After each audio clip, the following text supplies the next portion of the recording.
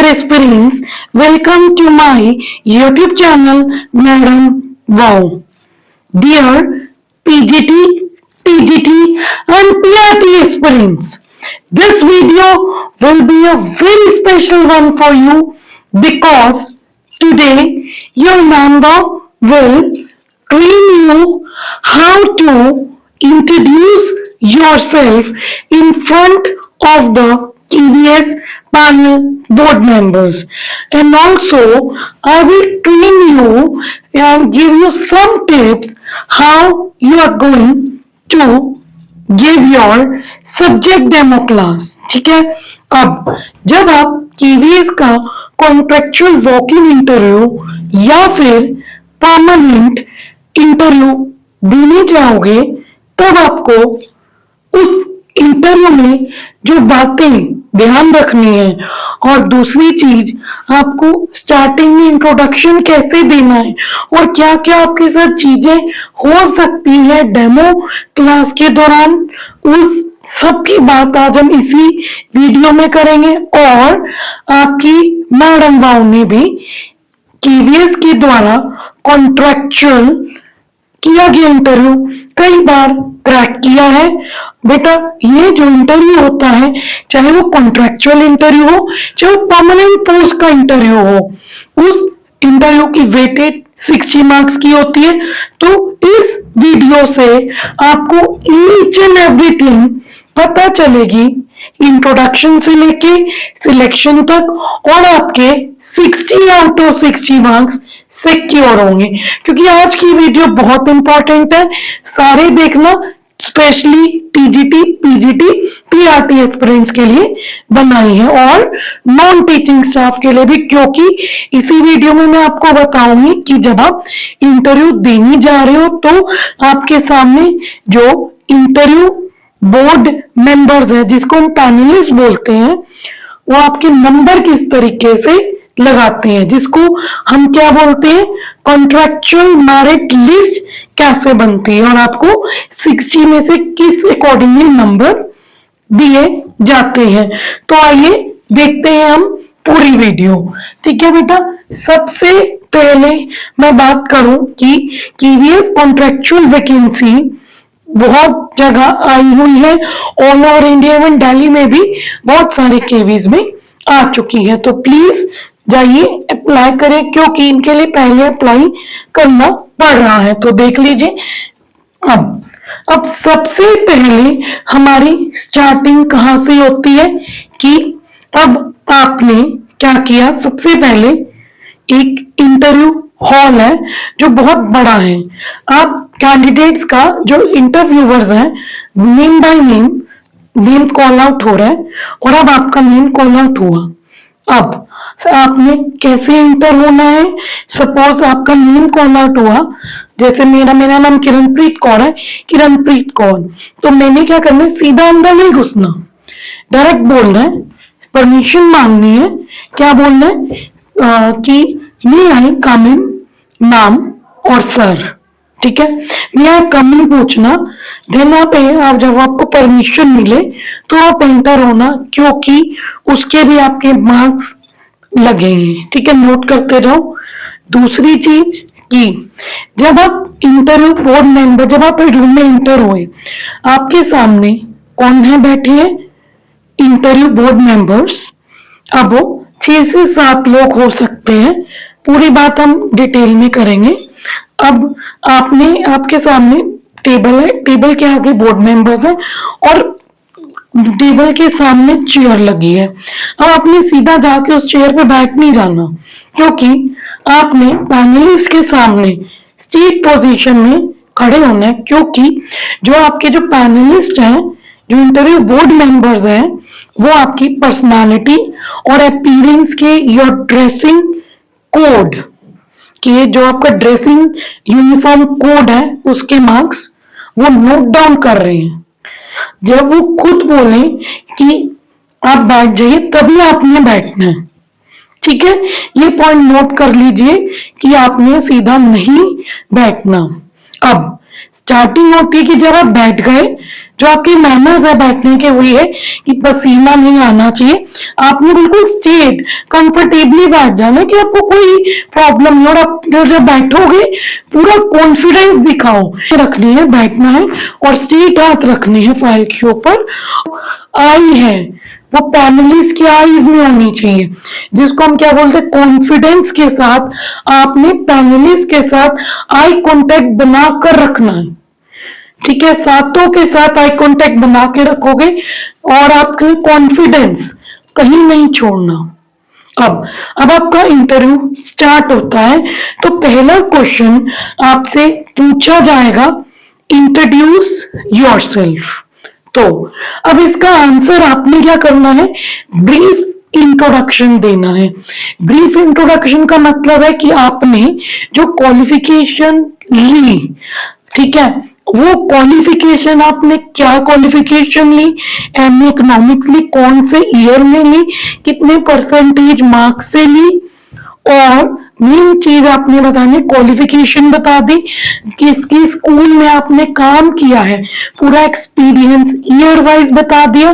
फिर आपने आना है अपनी अचीवमेंट्स पे, और जो आपने, और दूसरी चीज जो मेन बात प्ले करती है आपके इंट्रोडक्शन में, वो ये है कि आपने अपनी क्वालिफिकेशन एक्सपीरियंस तो बता ही दिया, बट आपने अपनी क्या मेन बतानी है कि आपकी मेन हॉबीज, और मेन चीज आपने बतानी है कि अगर आपने किसी भी कंपटीशन में पार्ट लिया है, जैसे डिबेट कंपटीशन, स्पीचेस में, ठीक है, अगर आप किसी भी एक्टिविटी में अच्छे हो, आर्ट एंड क्राफ्ट में अच्छे हो, तो वो बताइए, क्या आर्ट एंड क्राफ्ट में अचीवमेंट की वो बताइए।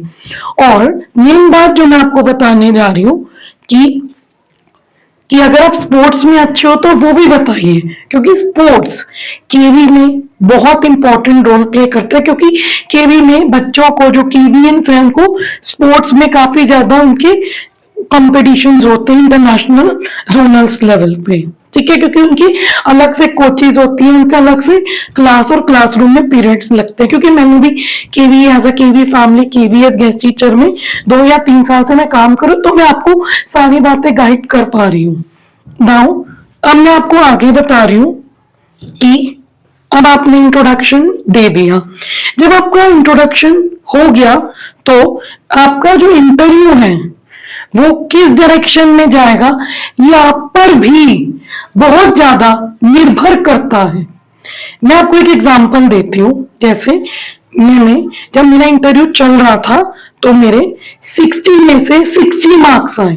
वो कैसे, क्योंकि जब मैंने इंट्रोडक्शन दी, तो मैंने इंट्रोडक्शन में एक बात पे बहुत जोर दिया, वो ये बात पे जोर दिया कि मेन स्लोगन बोला, teaching is my passion, teaching is in my blood. अब मैंने अपनी इंट्रोडक्शन में बात बोल दी कि teaching is my passion, teaching is my blood.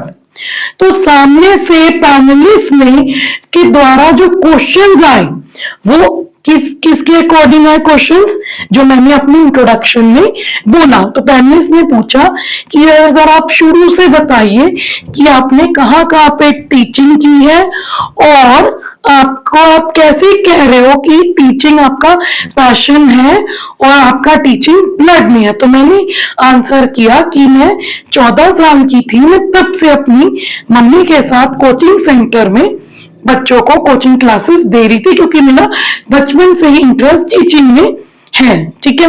और फिर उन्होंने पूछ लिया कि आपने, फिर मेरा एक्सपीरियंस कौन है, क्योंकि देखो मैंने इंटरव्यू की डायरेक्शन घुमा दी कि पैनलिस्ट का मोड मेरे एक्सपीरियंस पे आए, तो उनका मोड किस पे आया, मेरे एक्सपीरियंस पे, जहाँ का मैंने पढ़ा। फिर मुझसे पूछा कि शंभू दयाल पब्लिक स्कूल में आपने पढ़ाया था 3 साल के लिए, तो प्रिंसिपल के बारे में पूछ लिया, कैसे आप बच्चों को पढ़ाते थे, इस तरीके के सवाल पूछ लिए। तो एक एग्जांपल दे दो कि जिस डायरेक्शन में आपका इंटरव्यू जाएगा, ये आप पर भी निर्भर करता है, क्योंकि जो आप पैनलिस्ट को बढ़ चढ़ के इंट्रोडक्शन दोगे, सामने से पैनलिस्ट बोर्ड मेंबर्स आपसे उसी तरीके से क्वेश्चंस पूछेंगे। तो ये बात को ध्यान में रखना। अब मैं आपको अगली बात बताने जा रही हूँ कि जो आपका ड्रेस कोड है, इसके भी आपके क्या होते हैं, मार्क्स। ये आप याद करके जाओ कि गर्ल्स को जो है देखो, गर्ल्स को बिल्कुल ओवर कपड़े नहीं पहनने, फंक्शनल कपड़े नहीं पहनने, जैसे आप हो सिंपली, कि आप नया सूट लो, नहीं, जैसे आप सूट डालते हो, दुपट्टा पहनते हो, simple suit, simple dupatta, simple bindi, simple slipper. क्योंकि जब आप इंटरव्यू देने जाओगे तो आपके सामने जो 7 लोग बैठे हैं वो कौन होंगे? Interview board members. तो उनमें कौन कौन होगा? अगर मैं बात करूं पीआरटी वालों की, तो पीआरटी में पीआरटी होगा, होंगे 3-4 पीआरटी होंगे, और और, और प्रिंसिपल और वाइस प्रिंसिपल भी हो सकते हैं। टीजीटी पीजीटी वालों के लिए 2 या 3 सब्जेक्ट एक्सपर्ट होंगे, और एक हॉनरेबल वाइस प्रिंसिपल भी होंगे, या कुछ मेंबर, बोर्ड मेंबर्स, केवीएस, जिस स्कूल में आप, जिस विद्यालय में आप इंटरव्यू दे रहे हो, वो मेंबर्स बाहर से भी मंगवाए हो सकते हैं। और बीच में जो मेन पर्सन होगा वो आपका होगा साइकोलॉजिस्ट। क्योंकि जो साइकोलॉजिस्ट बैठा है, साइकोलॉजिस्ट आपके ड्रेसिंग सेंस को नोट कर रहा है गर्ल्स। क्योंकि अगर आप ओवर बन के जाओगे तो साइकोलॉजिस्ट आपकी ड्रेस देख के ही समझ जाएगा कि आप फेक इंटरव्यू देने आए हो और आपकी फेक अपीयरेंस है, ठीक है। और अगर मैं बॉयज की बात करूं तो बॉयज को क्या पहनना? Formal shirt and formal trouser with formal shoes, ठीक है। अब अगर टाई की मैं बात करूं तो टाई एक ऑप्शनल है। अगर आपको टाई डिस्कम्फर्ट दे रही है तो आप इंटरव्यू में डिस्कम्फर्ट रहोगे और साइकोलॉजिस्ट पहचान जाएगा कि आप बनावटी हो, आप फेक पहचान लेकर आ गए और आप एक फेक इंटरव्यू दे रहे हो। तो ड्रेस कोड के भी आपके 5 मार्क्स होंगे। मैं आपको आगे दिखाऊंगी कि मार्क्स पैनलिस्ट किस तरीके से देते हैं। अब मैं आपको मेन चीज बताती हूँ कि केवीएस गेस्ट टीचर और परमानेंट पोस्ट का interview same as it is होता है। अब जो टोटल वेटेज होती है इंटरव्यू की 60 मार्क्स की, your every presentation in interview will reward you separate marks. चाहे आप कुछ भी कर रहे हो इंटरव्यू में, जैसे कि आप स्टार्टिंग में मैंने आपको बताया था कि जब आपने परमिशन मांग के आप इंटरव्यू हॉल में इंटरव्यू, उसके भी नोटिंग हो रही है, मार्क्स हैं। और दूसरी चीज कि जब आप एंटर हुए रूम में, आप स्ट्रेट खड़े हो गए, अगर आप सीधे बैठ जाओगे तो आपके मार्क्स कट हो जाएंगे। आप खड़े हो, आपकी पर्सनालिटी नोट हो रही है। और जब आप इंटर हो गए इंटरव्यू रूम में, तो आपने जाते ही, जैसे 7 लोग बैठे हैं, ठीक है, यहाँ जैसे मैं एग्जांपल दे रही हूँ, यहाँ मैम बैठी है, तो आपने झुक के ग्रीट करना है। अगर गुड मॉर्निंग मॉर्निंग नहीं होगा interview, good morning ma'am, smile, eye contact किसके साथ है मेरा? उस मैम के साथ जिसको मैं ग्रीट करूं। फिर यहाँ दूसरी मैम बैठी है, तो क्या बोलेंगे? गुड मॉर्निंग मैम, आई मैम की आंखों में और झुक के मैं ग्रीट कर रही हूँ। फिर सर बैठे, सबको ग्रीट करिए, इसके भी मार्क्स होते हैं। फिर आपका ड्रेसिंग सेंस, योर अपीयरेंस, ठीक है। और जैसे कि जो आपकी अपीयरेंस होती है वो आपकी टीचर लाइक लुक दे, ठीक है। आप कुछ भी पहन के चले जाओ, नहीं, your appearance should be a teacher like look. जैसे कि आप दूर से डॉक्टर को आप देखते हो, आप दूर से पहचान लेते हो कि वो डॉक्टर है। लॉयर को दूर से, उसके ड्रेस से, उसके कोट से पहचान लेते हो कि वो लॉयर है। आपको उसी तरीके से टीचर लाइक लुक देनी है कि लगे कि टीचर जा रहा है। उसके भी आपको क्या मिलेंगे? मार्क्स। तो अब देख लो कि कॉन्ट्रेक्चुअल इंटरव्यू हो चाहे परमानेंट इंटरव्यू हो, तो उसमें जो मेरिट बनती है, जो लिस्ट बनती है सिलेक्टेड कैंडिडेट्स की, वो कैसे बनती है? जैसे कि आपके सामने 6 मेंबर्स हैं, 6-7 मेंबर्स हैं। उन 6-7 मेंबर्स में फर्स्ट 2 20-20 यानी 3 एक शीट होती है, वो मैं आपको दिखाऊंगी आगे। 20 मार्क्स की शीट होती है। तो जैसे 2 टीचर यहाँ पे, उनके हाथ में वो 20 मार्क्स होते हैं, और 2 टीचर ही, दो पैनलिस्ट यहाँ, उनके हाथ में वो 20 मार्क्स होते हैं, और इधर 2 पैनलिस्ट हैं, उनके हाथ में 20 मार्क्स होते हैं। तो पूरा बोर्ड ऑफ मेंबर्स बैठता है। अगर 3 मेंबर्स बैठे हैं तो फर्स्ट मेंबर के हाथ में 20 मार्क्स, सेकेंड मेंबर के हाथ में 20 मार्क्स, थर्ड मेंबर के हाथ में 20 मार्क्स होंगे। तो इनको मिला के आपके क्या बनते हैं? 60 मार्क्स। अब अगर मैं बात करूं कि ये 20 मार्क्स आपके किस तरीके से जुड़ते हैं, तो कॉन्ट्रेक्चुअल टीचर इंटरव्यू का फॉर्मेट है। अब इधर नाम लिखा जाएगा कैंडिडेट का, कम्युनिकेशन स्किल, कम्युनिकेशन स्किल कैसे आप कम्युनिकेट कर रहे हो, इंट्रोडक्शन दे रहे हो, या अगर मैं पीजीटी टीजीटी से बात करूं तो इंट्रोडक्शन के बाद आपको थोड़ा काम करेंगे, आपको फ्रेंडली इन्वायरमेंट देंगे कि आप डरो नहीं, ठीक है। फिर आपसे सब्जेक्ट के back to back quick questions आएंगे, तो उसमें आपकी कम्युनिकेशन स्किल्स चेक हो जाएंगी। तो उसके कितने मार्क्स हैं? 5 मार्क्स हैं। और आपकी पर्सनालिटी और योर कम्युनिकेशन स्किल्स। और आपसे जैसे अगर मैं बात करूं पीआरटी से, तो क्या पूछ लेंगे? एनईपी 2020 और एनसीएफ 2023। तो इनके क्या मार्क्स होंगे?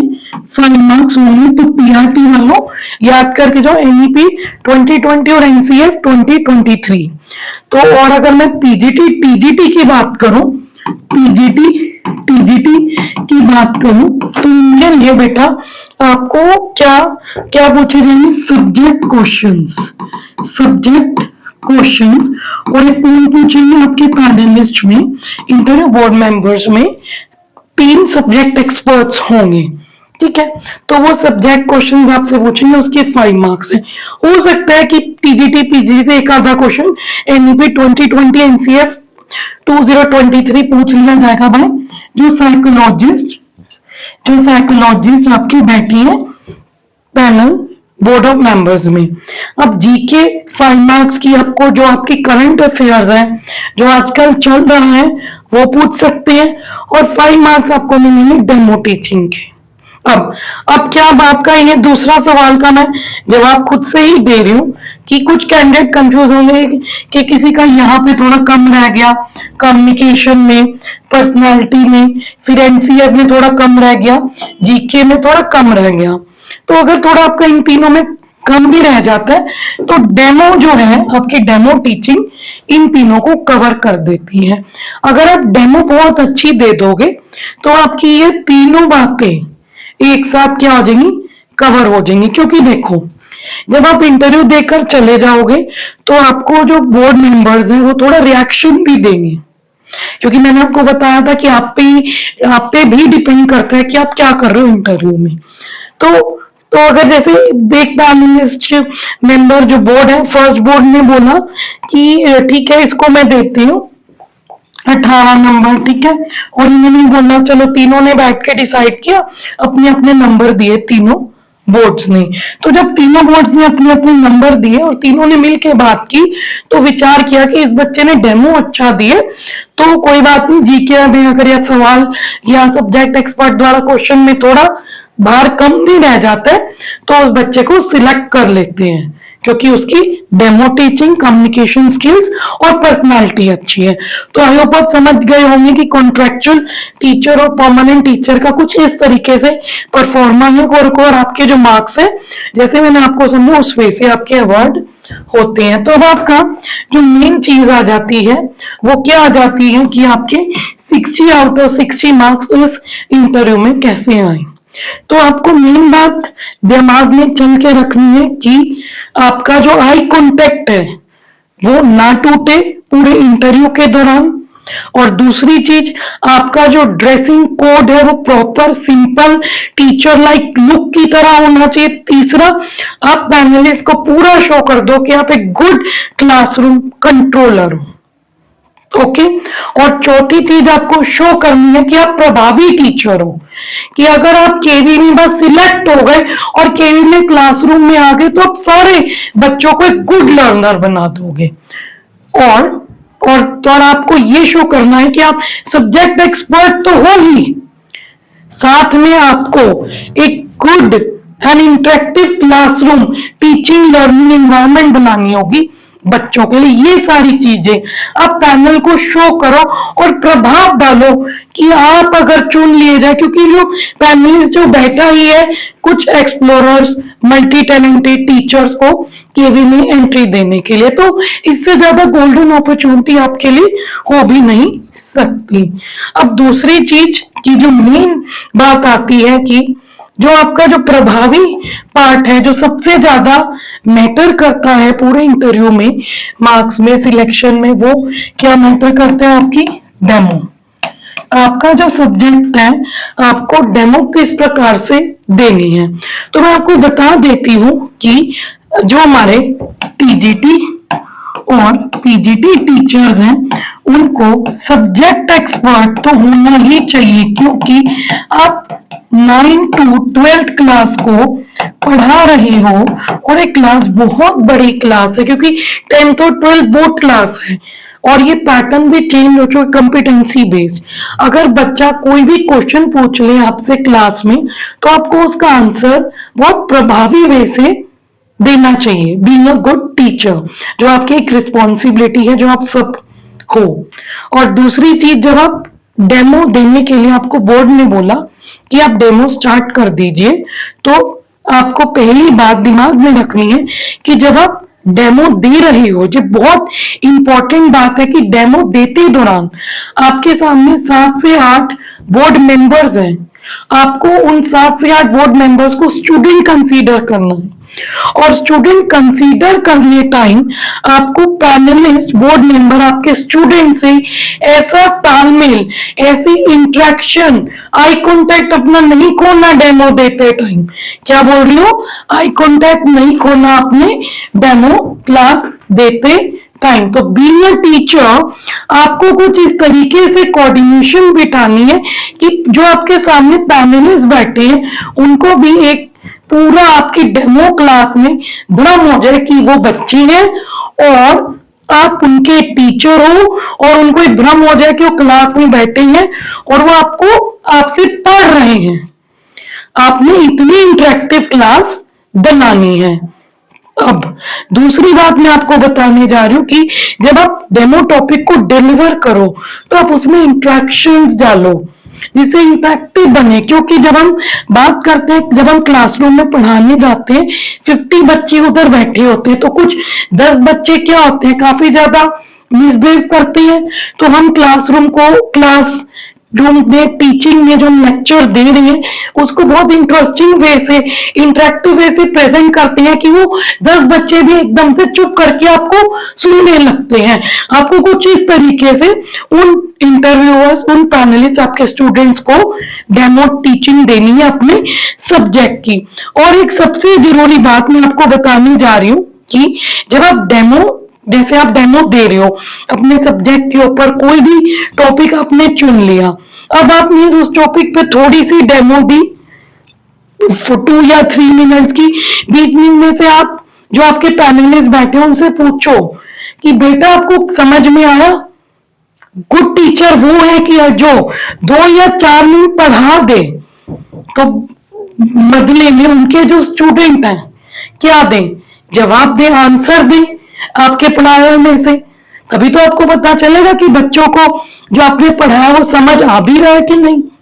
क्योंकि केवीएस की अगर मैं बात करूं, तो आपको एक पोलाइट टीचर होना पड़ेगा, ताकि आपको इतना पोलाइट और इतना काम होना पड़ेगा कि आपसे जो आपके जो स्टूडेंट हैं, वो आपसे कोई भी डाउट क्वेश्चन पूछते हैं, बिल्कुल भी झिझक ना करें, क्लियरली वो आपसे कोई भी डाउट पूछ लें और अच्छे से, प्रभावी तरीके से, इफेक्टिव वे से वो लर्निंग जो है वो एसोसिएट हो जाए। तो अब मेरी बात ये, इस तरीके से आपने डेमो क्लास देनी है। तो मैं आपको एक बात बताने जा रही हूँ जो मेरे साथ हुई, मेरा एक्सपीरियंस था कि मेरे इंटरव्यू में 60 आउट ऑफ 60 मार्क्स आए थे, तभी मेरी फर्स्ट रैंक आई थी पीजीटी, रैंक आई थी पीजीटी इको की, और ये मैं एक बार नहीं कई बार बेटा ला चुकी हूँ। तो जब मैं ना आपको बताती हूँ, बड़ी इंटरेस्टिंग सी बात हुई थी। मेरा टॉपिक था एग्रीगेट डिमांड के ऊपर। तो जब मैं थोड़ा सा, जस्ट मैंने अभी स्टार्ट ही किया था, उन पैनलिस्ट को मैंने बच्चा माना था कि वो मेरी क्लासरूम के बच्चे, तो मैंने जैसे कंज्यूम इक्विलिब्रियम का ऐसे इक्विलिब्रियम बनाया, और मैंने कहा जिस ये हमारी जो हमारी डाउनवर्ड, ये हमारी क्या है डिमांड, और ये हमारी क्या है सप्लाई। इस पॉइंट पे इकोनॉमी इक्विलिब्रियम अटेन करती है, जहाँ पे डिमांड एंड सप्लाई इक्वल होते हैं। तो बीच में एक नाम थे वो मैं आपको नाम भी बता देती हूँ। वो क्या थे, सब्जेक्ट एक्सपर्ट कह सकते हो आप। सब्जेक्ट एक्सपर्ट नाम थे, वो थे केवी पश्चिम बिहार। उनकी मेरी लिस्ट पे साइन भी है as a interview board member. Paschim Vihar New Delhi, Paschim Vihar New Delhi, Paschim Vihar New Delhi के वो वाइस पीपी थे, वाइस प्रिंसिपल थे। और वो उनका नाम था डॉक्टर समता समता सिंह। उनका नाम था डॉक्टर समता सिंह। तो पूछा कि एज अ स्टूडेंट बनके कि मैम मुझे इक्विलिब्रियम क्लियर नहीं हुआ। तो मैंने उनको रियल लाइफ एग्जांपल देते हुए समझाया कि बेटा आप किसी फूड की जैसे आप डिमांड करते हो, तो आप किस चीज की डिमांड करते हो? तो उन्होंने कहा मैं चिप्स की डिमांड करती हूँ। तो मैंने कहा आप चिप्स की डिमांड जब ज्यादा कर देते हो तो जो प्रोड्यूसर है उस केस में सप्लाई भी ज्यादा कर देते हैं। मैम ने कहा यस। तो फिर जब आप बेटा मुझे एक बात बताओ कि जब प्रोड्यूसर सप्लाई ज्यादा कर देते हैं क्योंकि आपकी डिमांड बहुत ज्यादा है, तो उनको एक बेनिफिट मिल जाता है कि आप तो डिमांड करोगे ही करोगे, तो वो प्राइस पे एक मोनोपोली ले आते हैं और वो प्राइस बढ़ा देते हैं, जिससे इकोनॉमी का जो एक स्थिति है, स्टेबिलिटी है, वो हिल जाती है। इसलिए इक्विलिब्रियम वो पॉइंट है जहां पे इकोनॉमी आपकी बैलेंस हो जाती है, जहां पे ना आप ज्यादा डिमांड कर सकते हो और ना प्रोड्यूसर जो है सप्लाई कर सकते हो, ना वो ज्यादा प्राइस मांग सकता है। तो इक्विलिब्रियम प्राइस होता है जो कि एक स्टेबिलिटी लाता है इकोनॉमी में, जहां पे सप्लाई और डिमांड दोनों ही इक्वल हो जाते हैं और इतनी क्वांटिटी आप डिमांड कर सकते हो जिस क्वांटिटी पे सप्लायर जो है सप्लाई करेगा। In short the point when the demand and supply balances each other. मैंने उनको कुछ इस तरीके का आंसर दिया तो वो काफी इंप्रेस हुए। फिर एक और मैम बैठे थे जो कि कीवी टैगोर गार्डन की पीजीटी इकोनॉमिक्स है, क्योंकि मैं पीजीटी इकोनॉमिक्स से गई थी। तो मेरे इंटरव्यू में मेरा जो एक्सपीरियंस है कि मेरे 60 आउट ऑफ 60 आए थे। उसमें एक नाम थे वीपी वाइस प्रिंसिपल समता सिंह जो कि कीवी विकास पश्चिम बिहार के थे, और दूसरे मैम बैठे थे पीजीटी इकोनॉमिक्स जो कि निधि खुराना नाम थे कीवी टैगोर गार्डन के, और एक नाम बैठे थे जो subject expert as subject expert बैठे थे, और तीसरे सब्जेक्ट एक्सपर्ट थे वो थे हमारे कीवी दिल्ली कैंट नंबर 1 के योगिता मैम। तो मुझे बाद में जब मैं फर्स्ट आई तो मैंने Yogita ma'am and Nidhi Khurana ma'am की जगह पे काम किया, और उनका मैंने सारा काम बिल्कुल बहुत अच्छे से संभाल लिया। और उन्हीं के साथ स्टाफ रूम में वो एक्सपीरियंस लंच करने का और उन बच्चों को कीवी को पढ़ाने का इतने रिच कल्चर में मैं आज तक अपनी जिंदगी में नहीं भूलूंगी, जो बहुत मेमोरेबल था। और इसके कारण ही मैं आज 2 साल से एज एन एस्पिरेंट तैयारी कर रही हूँ। 2 या 3 साल हो गए और एज अ गेस्ट टीचर में केवीएस में काम भी कर रही हूँ। तो ये आपको डरने की जरूरत नहीं है। आपके इंटरव्यू में 3 सब्जेक्ट एक्सपर्ट होंगे, एक साइकोलॉजिस्ट होंगे बोर्ड मेंबर्स में, और एक आपके वो होंगे जो स्कूल के प्रिंसिपल और वाइस प्रिंसिपल। तो 7 या 8 लोगों का पैनल बनता है। बट आपको इन कंक्लूजन में आपको दे देती हूँ कि कंक्लूजन इस पूरी वीडियो का यह निकलेगा कि आपको पैनलिस्ट को यह बात शो करनी है अपने, जब आप क्वेश्चन आंसर राउंड में, आपकी डेमो टीचिंग में और आपकी पर्सनालिटी में बीइंग अ टीचर, आपको यही शो करने की आप एक प्रभावी टीचर हो जो कि क्लासरूम में गुड कंट्रोलर है, पूरी क्लास को गुड तरीके से अच्छे से कंट्रोल कर लोगे, मैनेज कर लोगे, और सारे बच्चों को आप बिल्कुल सिंपल वे से कंसेप्ट में ट्रेन करोगे कि अब बच्चे आपको एक गुड लर्नर बने, आपको सुने समझे, आपके सवालों का जवाब दे। और जो आपके बच्चे हैं वो इतने अच्छे 10वीं और 12वीं में बोर्ड में उत्तर लिख के आए कि वो फुल मार्क्स 80 में से 80 मार्क्स ले अपने बोर्ड एग्जाम में। क्योंकि अगर आपने उनको शो कर दिया कि आप एक ऐसी रिच पर्सनालिटी हो, एक गुड टीचर हो, और एक मल्टी टैलेंटेड टीचर हो तो आपको पक्का सिलेक्ट करेंगे, चाहे वो कॉन्ट्रेक्चुअल इंटरव्यू हो चाहे परमानेंट इंटरव्यू हो।